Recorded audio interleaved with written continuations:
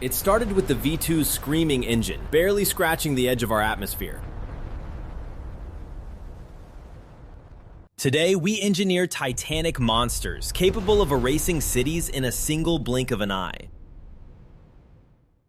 But just how massive is the true gap between a tactical strike and the end of the world? Buckle up as we scale up the ultimate titans of destruction in full three-dimensional detail. From the primitive liquid engines of the past to the hypersonic nightmares of tomorrow,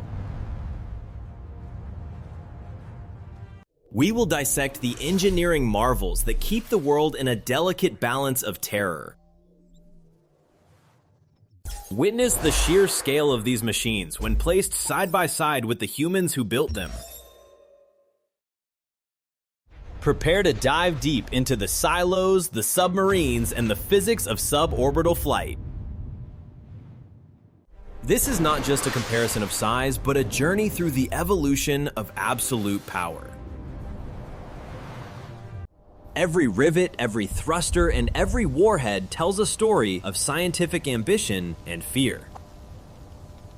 Let us rewind the clock to 1944, where the age of the ballistic missile truly began.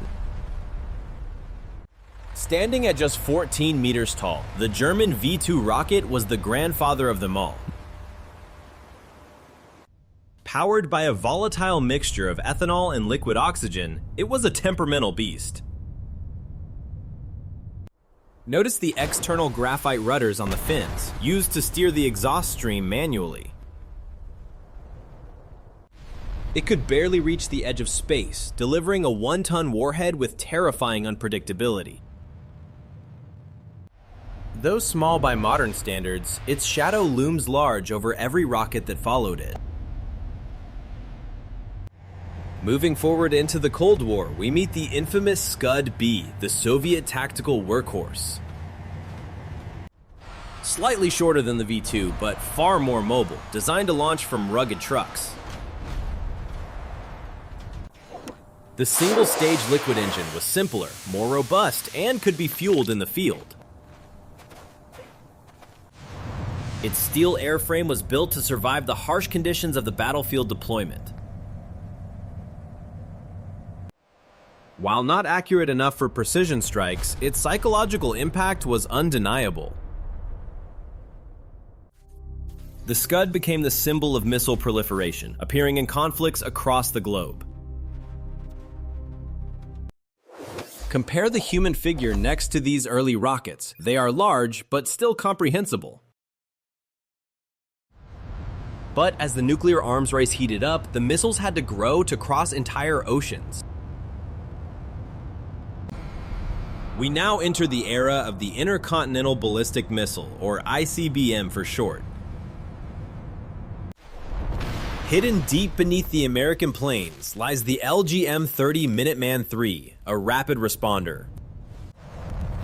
Unlike its predecessors, it uses solid fuel, meaning it can launch in minutes, not hours. Standing 18 meters tall, it is a sleek, 3-stage arrow aimed at the other side of the world. The white anti-flash paint protects the composite body from the thermal pulse of a nuclear blast. Inside that sharp nose cone sits the guidance computer and the deadly multiple re-entry vehicles. It represents the philosophy of efficiency, a compact package delivering maximum strategic deterrence. But across the Iron Curtain, the Soviet Union took a different approach: absolute gargantuan size. Behold the R-36M, ominously codenamed Satan by NATO, the heaviest ICBM ever deployed.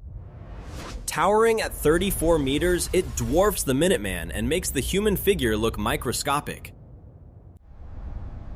This liquid-fueled behemoth requires a massive silo and a complex cold-launch ejection system.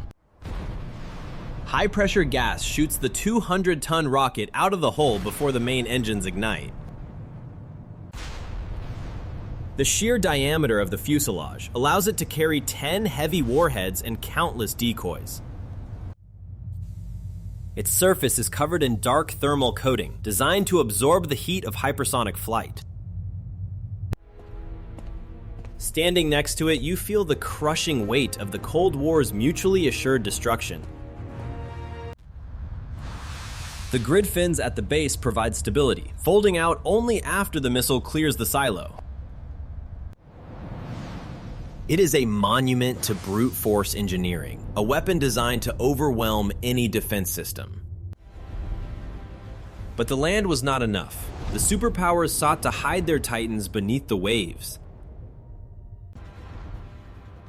We dive now into the deep blue, the domain of the submarine-launched ballistic missiles. This is the Trident II D5, the crowning jewel of the US Navy's nuclear triad. Launching from underwater requires defying the laws of physics with incredible precision. The missile is ejected by steam, encased in a bubble of gas to protect it from the crushing water. Notice the blunt nose. An aerospike telescoping outwards reduces drag once it breaches the surface. It is shorter and stouter than land missiles, optimized to fit vertically inside the submarine hull. Yet it packs a range of 12,000 kilometers, lurking silently anywhere in the world's oceans. On the Russian side, we have the Bulava, designed for the new Beret-class submarines. It shares the solid fuel lineage of the Topol-M, adapted for the harsh maritime environment. The engineering challenge here is ignition. The engine must fire the instant it clears the water.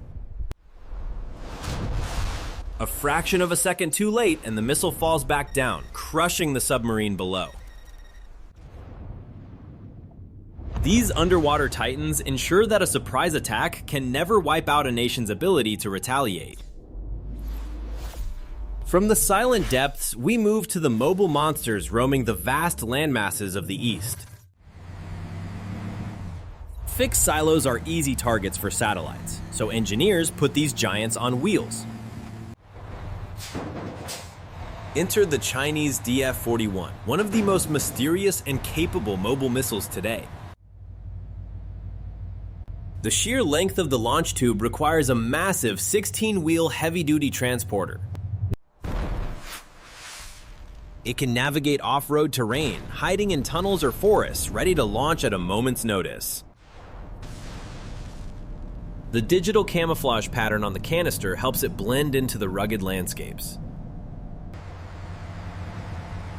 Similarly, the Russian Topol-M uses a massive MZKT chassis to traverse the snowy taiga. When deployed, hydraulic jacks stabilize the vehicle, suspending the massive weight in the air. The canister raises vertically, and a gas generator pops the missile out before ignition. This cold launch method protects the precious truck from being incinerated by the rocket exhaust. These mobile launchers turn an entire continent into a vast, unpredictable launch pad. But what happens after the launch? Let us follow the ascent into the vacuum of space. As the rocket climbs, the air gets thinner, and the exhaust plume expands into a giant jellyfish shape. This is the boost phase, fighting gravity with millions of pounds of raw chemical thrust. Once the fuel is spent, the first stage detaches, falling back to Earth as dead weight. The second stage ignites instantly, pushing the velocity higher towards orbital speeds. At this altitude, the sky turns black, and the missile relies on stellar navigation to find its path. Finally, the shroud opens, revealing the bus, the vehicle that carries the city killers. It maneuvers precisely, releasing warheads one by one onto independent trajectories. Gravity takes over now, pulling them back down at speeds exceeding Mach 25. The friction with the atmosphere creates a plasma sheath, glowing hot enough to melt steel.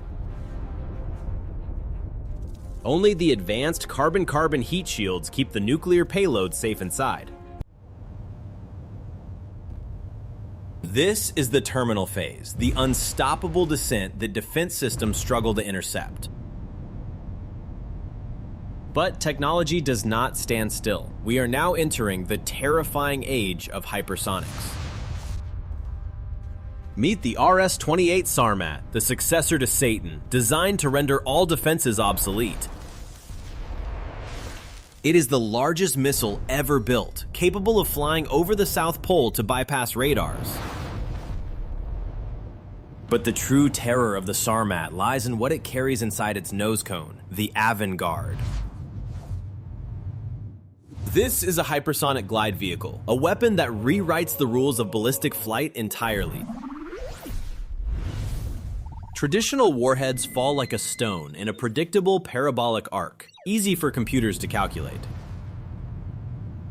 The Avangard, however, detaches and glides on the upper edge of the atmosphere like a skipping stone. It utilizes aerodynamic lift to maneuver, changing direction at speeds exceeding Mach 20.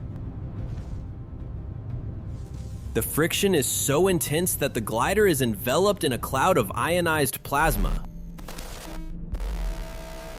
This plasma sheath blocks radar waves, making the weapon invisible to many tracking systems. Imagine a burning meteor that can steer itself, dodging anti-missile defenses with artificial intelligence.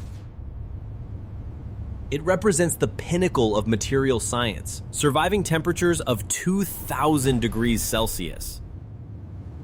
This is no longer just a rocket comparison, it is a glimpse into the future of kinetic warfare. The visual spectrum of the plasma trail shifts from red to violet as velocity increases. Engineers must ensure communication is maintained through this interference, a massive technical hurdle. We have seen the vehicles, but now we must confront the reality of their purpose: destruction. Let us switch the simulation to our impact grid to visualize the sheer scale of the energy released. We begin with the baseline, the bomb dropped on Hiroshima, rated at roughly 15 kilotons. The fireball is terrifying, consuming a city center, but look at it compared to modern warheads. Here is the W-87 warhead found inside the American Minuteman III missile. At 300 kilotons, the fireball expands significantly, vaporizing a much larger radius instantly. Remember, a single Minuteman can carry up to 3 of these, hitting different targets simultaneously. Next, we upgrade to the Trident II D5, carrying the heavier W-88 warhead. Rated at 475 kilotons, the shockwave alone would level concrete structures for miles. But these are tactical yields compared to the monsters designed during the height of the Cold War. Let us detonate a single warhead from the Chinese DF-41 to see how it scales up on the map. The thermal radiation radius extends so far that anyone looking at the flash would be instantly blinded. Now prepare yourself for the largest weapon ever deployed on a missile, the Soviet Satan warhead.